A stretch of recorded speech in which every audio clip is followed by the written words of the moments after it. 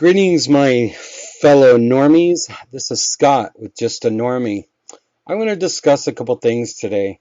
Pop culture situation with Star Wars, Star Trek that's going on, and all that, and just just some of the situations that are going on with Star Trek, Star Wars, and so on and so forth. There's been some things going on with both franchises, and frankly, I don't agree with what's going on.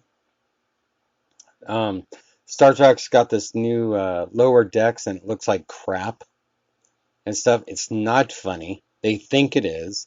It's more of um just completely clueless about Star Trek in general and all that. They're talking about also Strange New Worlds is going to be greenlit. I'm still not sure how that's going to work or if it's going to work or anything like that. But Star Trek franchise is going in the wrong direction. I think that Star Trek in general needs to kind of wipe away what we've already had and move forward. You know, looking at such things as looking at things maybe 20, 25 years after the Dominion War and stuff like that. If anybody plays Star Trek Online, they've got a really good storyline in regards to the direction and the makeup of the quadrant and all that stuff. Even going back to the Delta Quadrant with Voyager and stuff like that, with and the creation of kind of like a de facto or a branch of the Federation in the Delta Quadrant and stuff like that. That area in Voyager and stuff. And I know Voyager wasn't per se a very popular show with a lot of people, but I thought it had a lot of potential because of just the amount of species and stuff like that, and the potential of the creation of maybe a more unified federation within the Delta Quadrant. You know what I'm saying?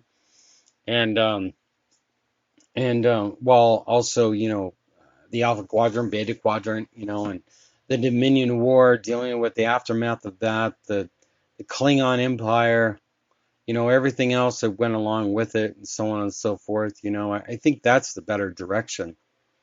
There was something, I can't remember if it was, I think it was Bryan Singer came out with something like a script, and I think Robert Burnett of um, that did work on Axanar and stuff like that. I believe he had something to do with the script. I'm not really sure. Don't quote me on it, but there was an idea of taking Star Trek about 25, 30 years in the future and stuff like that, and the Federation's kind of not falling apart, but it's kind of in disarray. And there would be like a nephew or a great niece or uncle or something like that of Kirk's family line and stuff like that, and apparently the captain, first officer, would be killed, and he'd be the next one in line to take over, and it's a new ship named Enterprise and stuff like that. And I think that was a pretty cool concept and stuff like that. But I'm not really sure. There wasn't really much other information on it and stuff like that. But I just wanted to kind of mention it. But there's so much that could go on. I mean, in Star Trek Online, they've got this idea where you got Romulus that got destroyed, you got Vulcan that got destroyed, stuff like that. I think that kind of plays into a very unique situation where you take Vulcans and Romulans that are basically homeless, and you find a new home planet for them and stuff, and you see how that makeup kind of unfolds. And I'm not even supportive of doing a new show from the perspective of the Federation, stuff like that. I wouldn't even like you look at like D Space Nine, for example. I don't really see that as a perspective from the Federation as much as I see it as a portrayal from the Cardassian, Klingon, Bajoran, and even the Ferengi uh, perspective instead of really the Federation, because Federation kind of takes a back seat a little bit, even though everything is wrapped around the whole thing. Deep Space Nine and Voyager are my two favorites. And the only reason why is because the amount of alien species and stuff like that, and just some of the uniqueness and what you can draw from it and stuff, and the conflicts and not always agreeing with each other and so on and so forth, and all that. And it's provides a lot of really good storytelling. But the thing is what I think um, we're lacking a lot of really good storytellers today. Because, I know that a lot of people don't agree with war and strife within our world in general. But this has been pretty much the most peaceful time in recorded history of no wars, like on the type of, world wars and stuff. You look at things around the world with India and China and other factions across the world and stuff like that, and the U.S. and China and all that. But the thing is you look at some of the great writers like Tolkien and uh, J.K. Rowling to um, to shoot. You guys are all gonna laugh at me, but I'm forgetting the guy who did um, shoot, Game of Thrones, um, and all that. But all of these people, they all have one thing in common, and excluding J.K. Rowling, stuff like that, but Tolkien especially, stuff like that, or even the writers of like Starship Troopers or Dune, for example, and stuff like that. A lot of these people, they wrote, and because of they based their writings on real life, and I think that lacks a lot of imagination when it comes to um, the thought of what's going on in the world. I don't know a lot of people who are very well traveled. Myself, I've traveled to about 55 nations, and that's only because of the type of work I used to do in the defense industry. I worked during the war. I was in Afghanistan, I was in Iraq, and stuff like that. Not my most proudest moment in my life and stuff like that. Matter of fact, I went over there as a contractor, came back with PTSD, stuff like that. And it kind of wrecked my life for a little bit, but I have gotten back on track. But I think it kind of molds us as people and stuff and gives us world experiences and stuff like that. And I think that is what also kind of molds into what we're seeing with a lot of the, I don't know, political upheaval, I guess, in the United States and some places across the world, from Antifa to Black Lives Matter to whomever and stuff like that. And I've stated and stated it even in my last video, how people don't realize how well they have it here. And that comes back full circle to my point of a lot of these people just don't have any outside lives, outside world lives. They haven't really experienced life. You know what I'm saying? And so then, yeah, I know it's boring. You live at home, you get out on your own, you get a little bit more money, you get into your own place, and so on. You get a family, and you go on and on and on and on and stuff like that. That's just life. But you're in control of that life, and you can go where you want to. You're not stuck, you're not oppressed in this country. But getting back to the Star Trek franchise and the situation that it's in, stuff like that, I think it's in a very, very bad direction. I think it's being led by some very stupid people that have no idea what Star Trek is and stuff like that. They have an idea what they want to give to people when they have no clue. Nobody cares about Star Trek. I'm 45-year-old male and stuff. I love Star Trek and stuff. Star Trek is my most favorite franchise of them all and stuff like that. Even though I like Star Wars, but the thing is, I've leaned more towards Star Wars now because I have two young children, but one of my children doesn't really care for it, but my other one does.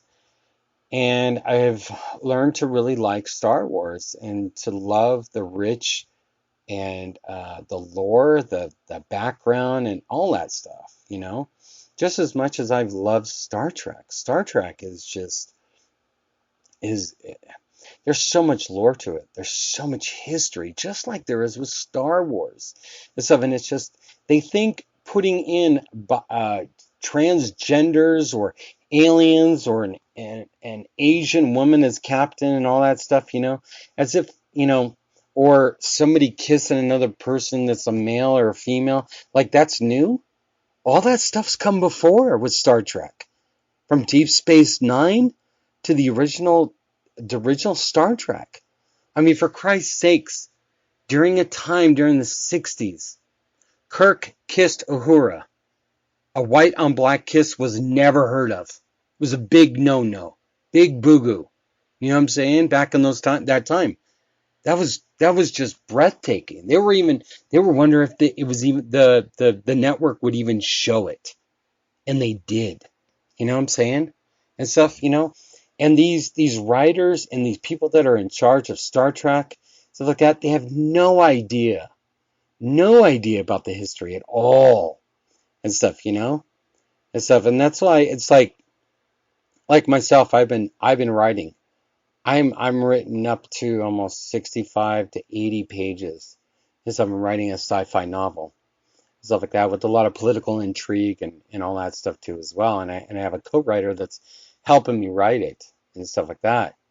But I think that it's very important for all of us to go out there and create our own franchises, because our franchises are being destroyed. So I'm going to end this portion of this about Star Trek, and now I'm going to move on to Star Wars. So there's been a lot of rumors lately in regards to what's going on with Star Wars, and I have to say that I'm reluctant, I'm concerned, and I'm also still disappointed. But with the COVID situation, we don't really know what's going to go on, but it looks like Jon Favreau has got the reins of Lucasfilm, or Lucas Studios and stuff, even though Kennedy is still there, stuff like that, because it looks like they're going to make a lot of corrections through TV and Disney Plus and all that, and through cartoons and live action and The Mandalorian, and I have to agree that that's probably the best way to go to correct a lot of the things. But I think what needs to happen is that I think we need to throw away J.J. Abrams' crap. He's done the same shit that he did to the Star Trek franchise. And I don't know if it's necessarily him, but he doesn't have a good track record of ever finishing anything or creating anything new. He piggybacks on things and he thinks he's that great when in fact he's not. He's a hack and stuff. And all three movies, no matter if J.J. Abrams had his fix on them or not, they're crap. I didn't even bother to watch episode 10. I just don't care. I loved the Clone Wars. I loved Mandalorian. I know that they played it safe, and a lot of people criticize that, but you know what? I'm okay with that. I am okay that they played it safe, and I understand why they played it safe. Now they played it safe, maybe they'll play a little bit more loosely in season 2.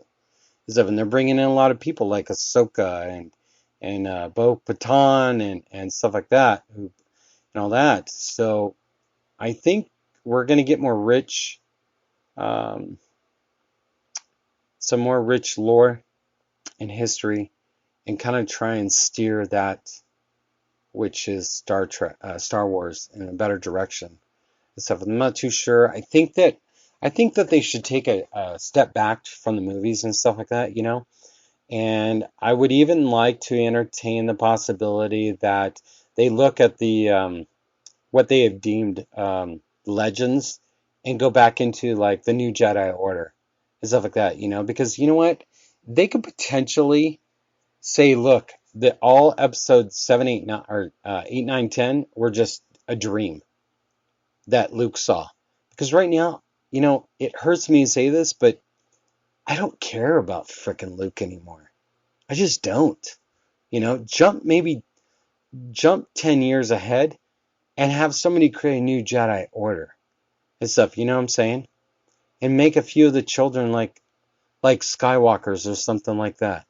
Or even, there's a really good book if you have not read it or looked at. There's 3 books out on the Thrawn series, written by Timothy Zahn and stuff, and they're excellent books. And if you really wanted to kind of move Star Wars in another direction, there you go. Go into that area and go into the unknown region and play with that playground. You know what I'm saying? Go play in that sandbox and stuff like that. Move away from a little bit or follow. Do a dreamscape. You know what I'm saying? And just think about just going another direction. Saying that Luke thought this was all a dream and you can kind of bypass it or something like that, you know what I'm saying? And then just lift everything from frickin' the Legends series. There's a great book series called Heir to the Empire, which is written by Timothy Zahn with Thrawn, and then there's also the New Jedi Order and stuff, and it is so rich in so much good detail, good political intrigue, a lot of turmoil, a lot of just really cool stuff. And I mean, Lucasfilm and Disney really dropped the ball. You know what I'm saying? And stuff. And this whole idea that the Force is female is all bullshit. Because you had a powerful lead. It was called Leia and stuff like that. And they completely just botched that as well too. Because they want to frickin' inject their goddamn woke bullshit that nobody wants. And the thing is with this COVID situation, I have no idea what's gonna happen out of all this. You know what I'm saying? I will say that every industry is going to be touched by this situation and stuff like that. Just like I mentioned before, that we will see smaller budgets on movies. We'll see more creativity. And I think that's only a good thing. You know what I'm saying? And stuff, because I have seen Star Trek fan films to Star Wars fan films and stuff like that got really good stories, really good shows, and they're on limited budgets. So why can't Hollywood do the same thing? You know what I'm saying? And I think this whole COVID situation is going to force that. You know what I'm saying? There's no more of this having $200 million frickin' movies. I mean, look at the Joker. Look at um, look at Deadpool 1 and 2. Both of them were on small budgets. Both of them almost made $1 billion. And I'm not sure if the theater situation is going to change any. I don't know. I don't know where that's going. But money can't be made on streaming still. Just can't. So, but I'm going to wrap this up because we're almost at the 20-minute mark here. And I hope you enjoyed my discussion on Star Trek and the Star Wars franchise. I'd really, really enjoy and know your opinion, what your thoughts are, what you want to see in a direction of the franchise, both of them and stuff. No matter if you don't like Star Trek, that's fine. You don't like Star Wars, fine. But I'm sure you still have an opinion about it. If you don't, that's all right too. But if you would, please subscribe, share, like. I've gotten a couple new subscribers, and I really appreciate that. I know I'm moving slow, but I want to thank all of you because you know what? I wouldn't have my channel if I didn't have all of you people, and I just want to say thank you again for allowing me to bring you content and you listening and stuff. But I'd really appreciate your thoughts below, and again, I want to say thank you, and to all my fellow normies out there. All right, you take care, be safe, live long and prosper. Bye.